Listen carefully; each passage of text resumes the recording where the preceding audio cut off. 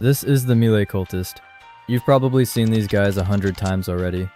They wear dark, tattered clothes, have that creepy deer skull mask, and usually carry weapons like axes, spears, or morning stars. And honestly, one of them isn't really that scary. The problem starts when there's like 5 of them running at you at the same time. They have pretty bad turning speed though, so you can use that against them. Keep moving, strafe around them, and if you have a ranged weapon, just keep your distance and take them out. Next we have the Crossbow Cultist. And these guys are pretty easy to recognize. Instead of the dark clothes, they wear a crimson red jacket. But here's what makes them annoying. They don't fight you up close. They only use a crossbow. So if you can get close to them quickly, they're actually one of the easiest cultists to kill. But if you're fighting another cultist and you completely forget about the crossbow guy, yeah, you're probably getting sniped. So whenever you see one, take them out early. Okay, now forget everything I just said, because this is where things get serious. Meet the Juggernaut Cultist. You can spot him by the metal helmet, antlers, and those glowing yellow eyes. And this guy is basically a walking tank. He can take a ridiculous amount of damage, and that hammer, it hurts. If you're not properly armored, getting hit can end your fight very quickly. So don't try to stand there and trade hits with him. Use a strong ranged weapon, explosives, whatever you've got. Just don't fight him like he's a normal cultist. And then, we have the Cultist King. Now, this isn't some regular cultist you'll randomly find during a raid. The Cultist King doesn't participate in raids at all. Instead, you'll find him guarding the volcanic biome, or his own Cultist King base.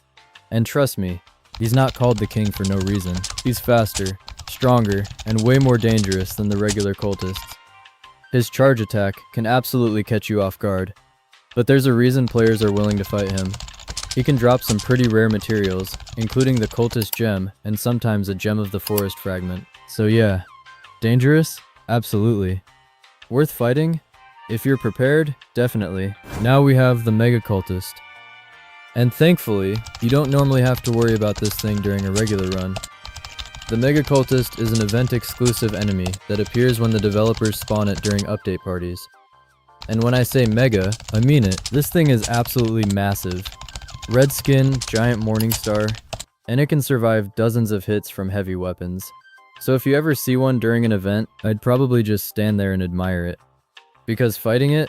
Yeah, good luck with that. But wait, there are also a couple of newer cultist variants that you might not have heard about.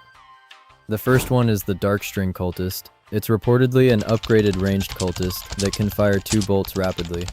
It's been reported in cave-side chambers and occasionally in hard mode raids. But here's the important part. I could only verify this from one source. So I'm not going to tell you it's 100% confirmed. If you've actually seen one yourself, let me know in the comments. And then there's the Jungle Cultist. This one is reportedly a poison-based cultist that uses a spear and blowpipe. It's said to guard jungle temples, and apparently has an armor effect that can poison you if you attack it with melee weapons. But again, only one source confirms it. So until we get more evidence, I'm keeping this one in the possibly new or undocumented category. And that's basically every cultist type we've got so far in 99 Nights in the Forest. From the basic Melee Cultist, all the way up to the Cultist King. And if you've personally encountered the Darkstring or Jungle Cultist, tell me where you found them in the comments. I'll pin the most helpful confirmation. And if this video helped you survive your next cultist raid, you know what to do.